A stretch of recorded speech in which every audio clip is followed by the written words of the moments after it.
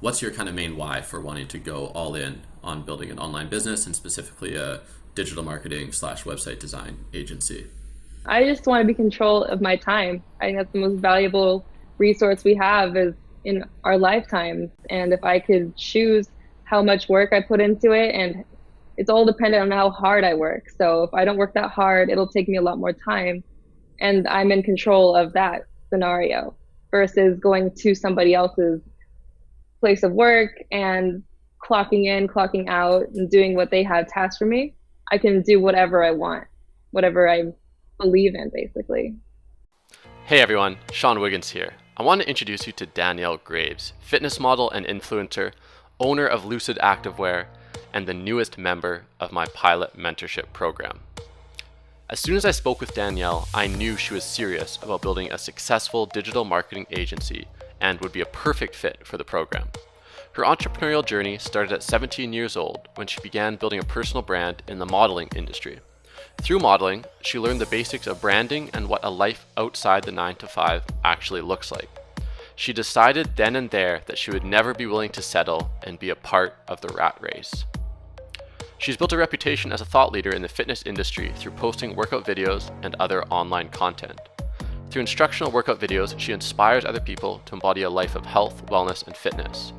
Danielle has a passion for traveling, and for that reason, many of her workouts don't require a gym. On top of all of that, she's built a business and a website called Lucid Activewear. The website shows fitness apparel that Danielle has tried and tested herself. The website directs users to purchase various brands of fitness apparel through affiliate links. For each sale, Danielle earns a commission. However, Danielle has realized that none of these avenues offer the kind of immediate money and freedom that a digital agency can offer. She's going to take the dedication and passion she has and direct it towards building a profitable digital marketing agency that will give her the freedom to live life exactly on her own terms. If you are someone who wants to build an online business that gives you freedom to travel the world and do meaningful work for clients, then I encourage you to watch this entire video. Without further ado, let's jump into it. Awesome. Why don't you start off by telling the viewers a little bit about yourself and your entrepreneurial journey so far? All right. Well, my entrepreneurial journey started when I was about 17. I got into modeling. That involves it involves selling yourself all the time. So I got my own gigs and I found an agency to help me, but on the side, I was also finding my own gigs as well.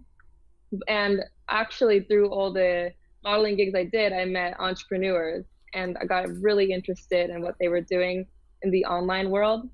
Some of them were making passive income and others were selling services.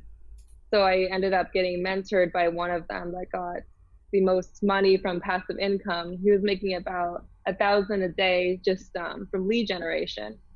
We were Awesome. working together to find me like a passion project. And what I've learned since then is it's not about your passion and like making money right away. It's more about what can fuel your passion and give you the time for that. Mm-hmm. So my passion is traveling. And the reason I'm interested in online marketing is because I can do that online from anywhere. Yeah, that's really cool. Most people don't think about modeling as a form of entrepreneurship, but it totally is. I mean, essentially, you're building your personal brand. And what kind of made you consider doing something else other than modeling? I want to make more money and I want to be in control of how much I make. And I can do what other people like you are doing and just sell what's already available to me and not have to worry about getting my hair done every day. That's one of my favorite things about entrepreneurship is you have total control. If you think about things like modeling or acting, they have some of the perks entrepreneurship has, but you don't have that freedom. You're kind of at the whims of convincing other people to work with you all the time. Exactly. Cool. So why don't you tell the viewers, how did you stumble upon my channel and what kind of resonated with you about that? Well, to backtrack a little bit, I've been doing an affiliate marketing website called Lucid Activewear, where I promote fitness brands that I like and I review them. But it involves a lot of strategies. So I was just like looking up videos all the time about affiliate marketing, passive income, and eventually on the sidelines, I was recommended your video. And then I found your whole series of making the first $2,000, like your whole vlog journey. And I love that it was so humble and like raw footage. Like you're just documenting everything, the good and the bad. And like at that point, I wanted to get into something else in order to make money in the meantime, because affiliate marketing takes a lot more time than I thought. So I was at that point looking at online marketing, web design videos as well. Awesome. I'm glad that resonated with you. So Danielle, what is it about, like, what's your main driving force for wanting to build a digital marketing agency? You mentioned it's partially to do to travel and to freedom, but like, what's your kind of main why for wanting to go all in on building an online business, and specifically a digital marketing / website design agency? Yeah, of course. I just want to be in control of my time. I think that's the most valuable resource we have is in our lifetimes. And if I could choose how much work I put into it, and it's all dependent on how hard I work. So if I don't work that hard, it'll take me a lot more time. And I'm in control of that scenario versus going to somebody else's place of work and clocking in, clocking out, and doing what they have tasked for me. I can do whatever I want, whatever I believe in, basically. Done much in that realm until we started talking, until I started watching your videos, because I just didn't know what to do. And you were basically the blueprint I found. Awesome. That's great. So right now you've been kind of dabbling in the areas website design and some digital marketing as well through Google My Business services and whatnot. So you have one client, correct? Right now? Yes. Awesome. Yes. So congrats. That's a recent win. And I remember when the first client I closed, I was working with my business partner at the time, and it was a $400 WordPress website. So my share of that was $200, and we only collected 50% up front. So really it was like $100. And even though that's not very much money at all, it's like I was crazy undervaluing my services. There's still nothing as meaningful as that first sale. So congrats. Yes. You now know it's possible to get paid for, being in business for yourself, which is a huge hurdle that honestly a lot of people never actually even get that far, which is crazy. Yeah, the goal is the first 100 when you're like at these beginning stages. If you can convince someone to give you $100, like you have a product. Absolutely. And then if you convince them to give you 100, then you can convince them for 1,000 a month or 10,000 a month, and it just it starts scaling up. Exactly. They're case studies. Absolutely. I'll tell you a little bit about kind of my methodology when starting an agency, and then we can kind of go through where you're at with these steps and have a set a bit of another roadmap going forward about what you can focus on the next 2 weeks before we get together again. Basically, at the beginning, when you're building your agency, the two things you want to look at is crafting your offers and choosing your niche or niches. And in the beginning, you can be a little bit more general with this because you don't know exactly where you want to focus. Like digital marketing agencies, this umbrella term that can talk about everything from building websites to running Google AdWords campaigns to running Facebook ads, email automation, setting up landing pages, and organic search engine optimization. And there's even lots of more different niche things like chatbots, etc. So what I think is best to do in the beginning is you want to choose a couple of these to focus on. And you also want to choose a couple of niches to focus on. And once you kind of have that down, what you want to do is learn enough about what you're offering. So let's say it's Google AdWords. Just learn enough to talk intelligently about it when you're trying to sell it. And then once you close the deal, give yourself a few weeks ramp up, then like dive in and learn how to do it. And then once you have that down, you want to be spending all your time taking steps to generate strategy sessions or demos. So this is your cold outreach, so cold email, cold calling, cold approaching businesses, going to networking events, leveraging your network for referrals. You do all of that. And then what you do is you're going to start getting these demos or strategy sessions, and you basically in the beginning just want to be generating as much of these as possible, which is you sitting down with the client and talking about how your services can get them from the point where they are right now to the point that they want to get to. And you're going to close a percentage of those strategy sessions, and once you start closing them, then you can focus on fulfilling the promises you made to that client while generating new strategy sessions. So that's a very basic rundown of how I'd recommend starting the agency. And then once you've been at it for a while and you have a couple of clients, offering them a couple different services in different niches, you can then focus down more. So let's say maybe, you could say, I'm only going to do Facebook ads for gyms or something like that. And it's kind of a big, a lot of people will say choosing a niche is really, really important. And some people will say it's okay to be more general. What I think is it's good to start general, then kind of get more specific as you go. Okay. So where are you at in terms of what services have you been offering, and to what industries or niches? Okay.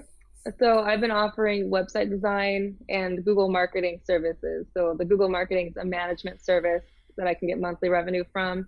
Web design would be a one-time fee, basically. And I've been calling spas.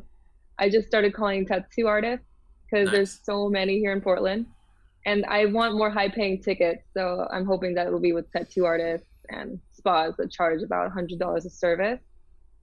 I've been trying to call pawn shops too, but I don't know if they would be considered high ticket. Yeah, I don't know if I'd recommend pawn shops. Yeah, I don't know. It just depends, right? I was kind of turned off by chiropractors because they're so hard to get to with the gatekeepers. And I mean, there's weird hours at some of these places. So. Okay, cool. So you're pretty general in terms of what you're targeting. And what have you done so far in terms of like cold calls, cold approaches? What have you done, and what has kind of worked the best for you so far? Or what do you feel most comfortable doing? Yeah, the most I've done is cold calling.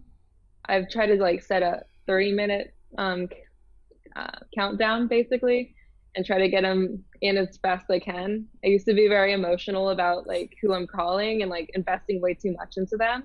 And you recommended just putting it on a counter and seeing who responds. And I guess 20 calls in, I got one appointment set, which had to reschedule, so it's next week. But it's good. I mean, I get feedback every time I call people, and the pitch is getting better.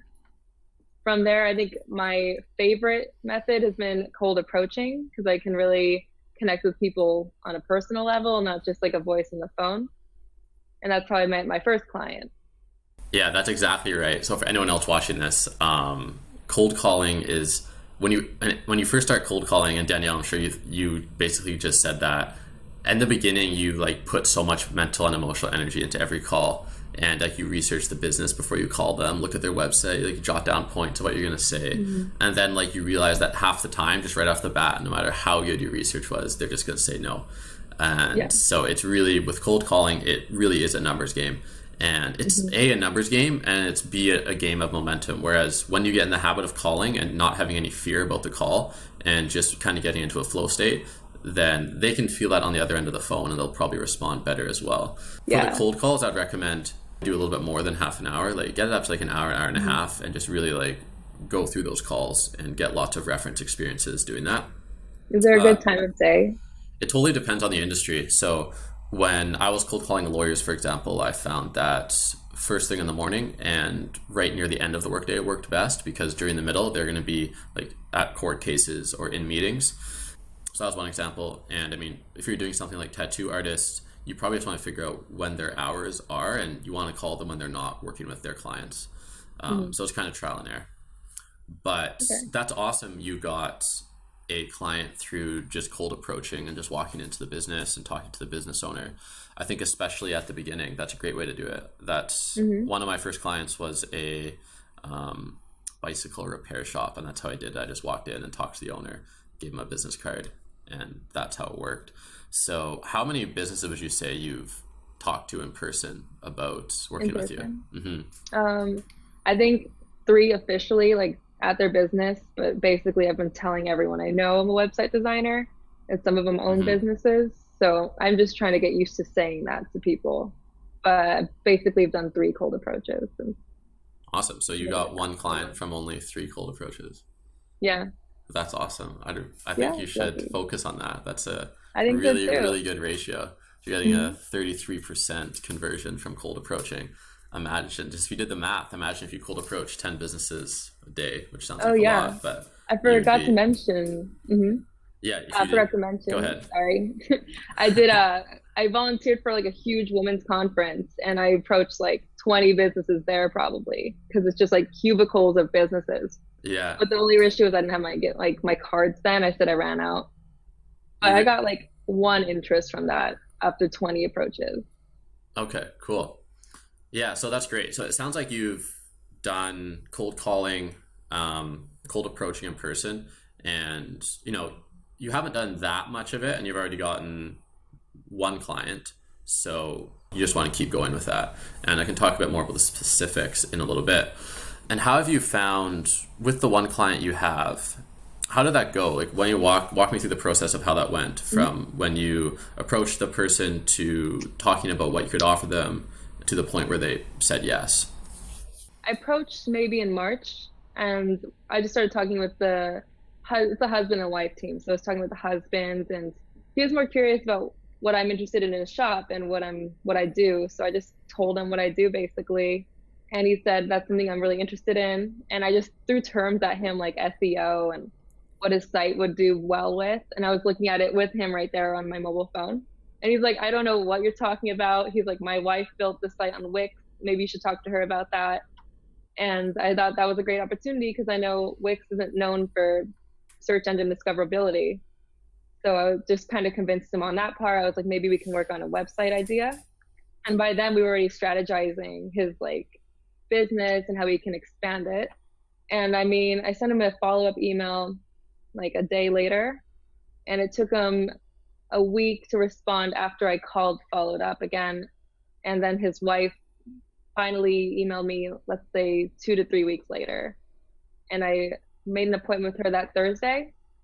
And she liked what I had to say. Like I offered her a lot of knowledge. So I don't want to waste people's time at these strategy sessions. So I made sure she was learning. And then she thought, wow, I know so little about this topic. Maybe we should explore this option. And I sold her on Google Maps marketing because she didn't know that was an opportunity. And eventually we're going to decide on a website rebuild. Got it. Yeah, it's crazy. People think it's so hard to get any traction, but literally you just walked in, talked to someone, sent a few email follow-ups, and suddenly someone's paying you actual dollars to, provide them with a digital marketing service. And now it just scales up. So yeah, that's a cool it's a story. dating game. Yeah, there's a lot of similarities. Totally. Mm-hmm. They just don't hand you money for no reason. There you go, right? Yeah, Facebook ads and dating. On another note, Facebook, I just announced recently that Facebook is releasing like basically its own version of Tinder, which is going to be interesting. Oh my gosh. It's basically abused that way already. Yeah, perhaps. All right. Well, that's the whole market. We can like upsell people on their profiles. Like, how do you look on your Facebook? Yeah. How are you selling yourself? Totally. We'll call it personal brand consulting. I like it. Exactly.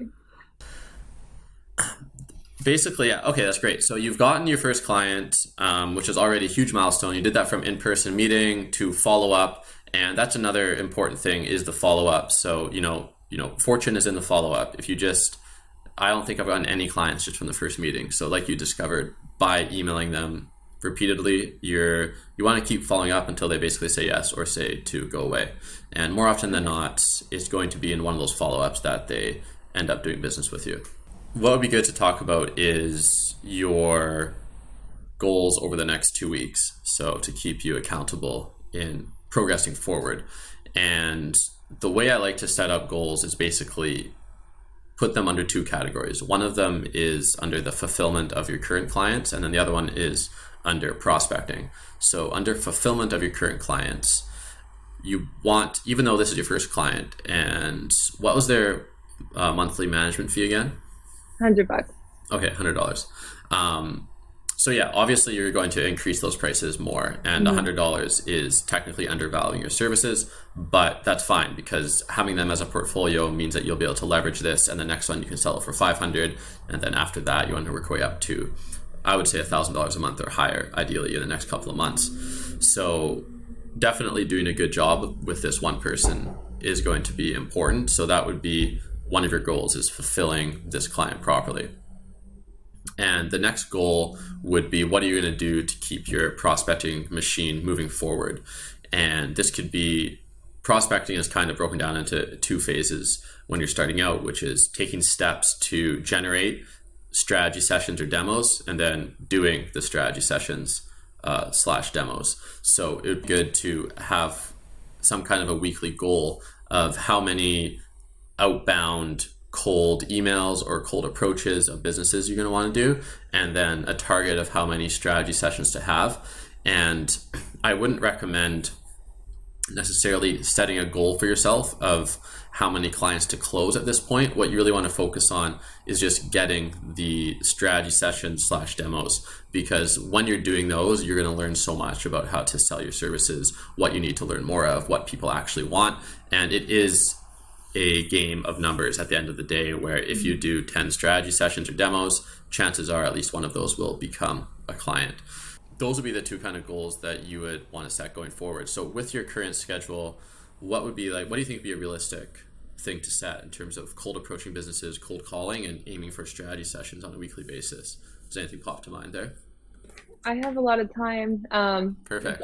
I just need to get more comfortable with cold calling and like tell myself that I can do 100 a week. But I know if I did 100 a week, I could close at least one of them, especially if I am doing it in under 2 hours a day, calling every day. And with approaches, I'm just going to go out more and always bring my business cards with me. I'm going to start doing networking and join Toastmasters. Basically, you're learning how to public speak in front of people, and they're forced to listen to you and what you do. So there's always like CEOs going to these meetings trying to get more comfortable with public speaking. I think weekly doing that and like the networking events after works in downtown will really help me get at least exposure to 10 people that could be potentials a week. And then with emailing, I don't know what number to set yet, like that I do want to focus on that more, but it's really hard to find the email leads for me at the moment. So what would you suggest? Yeah, so what I would suggest is a combination of cold calls, cold approaches, and in-person networking. So what you want to do is focus on what has worked for you. So clearly the most successful things so far are these cold approaches.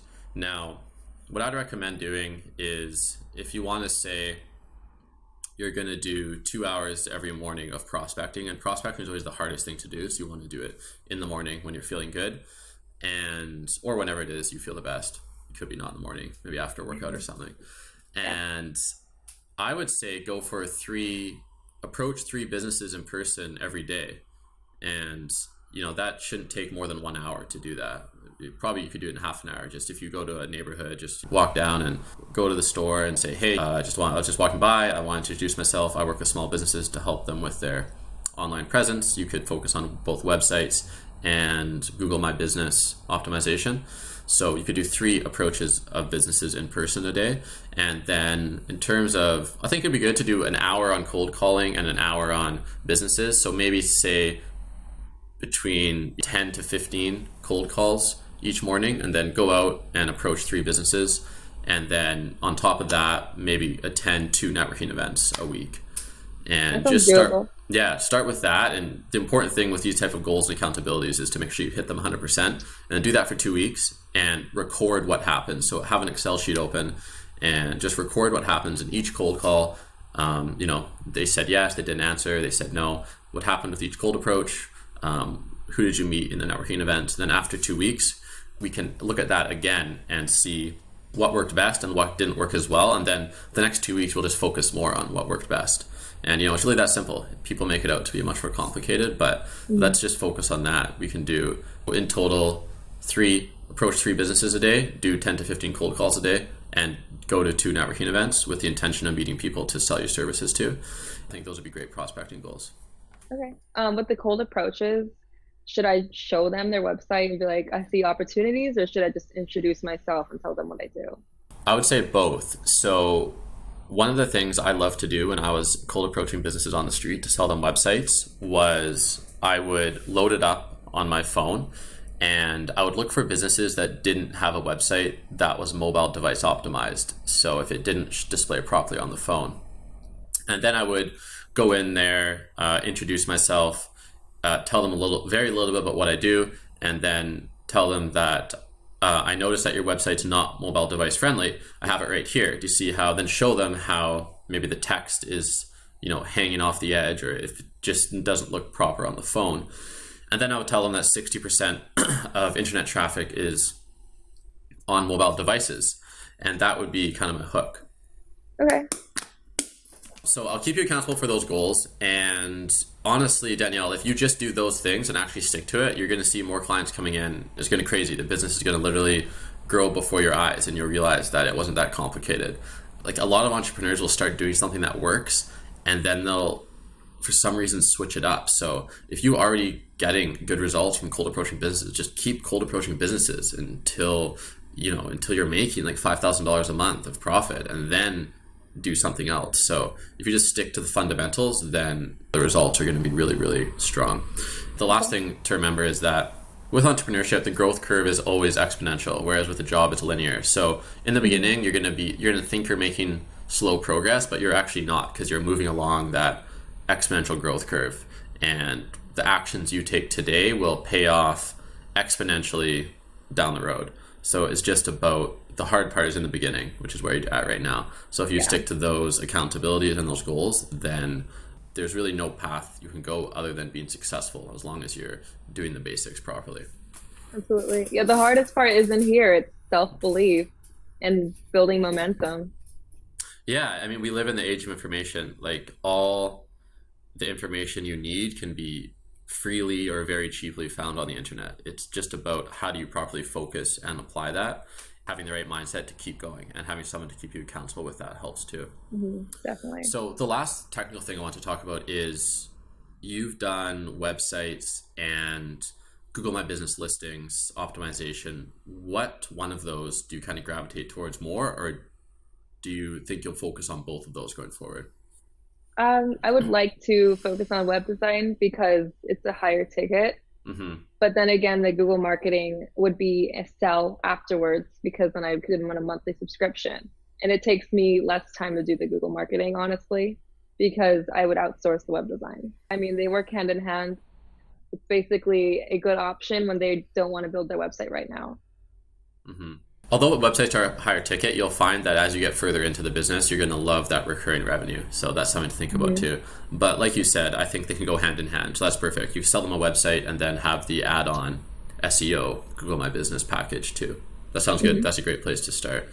I think that's pretty much that simple. You just need to approach businesses over the next 2 weeks, sell them on either website design or search engine optimization. Yeah, and then we want to just tabulate what happened with those results and really stay accountable and focused on the most important things, which is right now just doing that prospecting. Okay, great. Awesome. But eventually I'll just add on new services once I learn those. I mean, you could, or I mean, if those services are working really well, you can charge a lot of money per month for search engine optimization. So you may or may not have to add on other services. Like I said, in the beginning, it's pretty simple. You just got to show up and take those actions, and then record what happens, and you'll find there's going to be some sticking points, and then we can go after those sticking points on the next call. Okay, sweet. Thank you. Awesome. Well, good to have you on the channel, Danielle. For those of you guys watching, if you like this type of content, please like, comment, and subscribe. And until next time, I will see you guys later.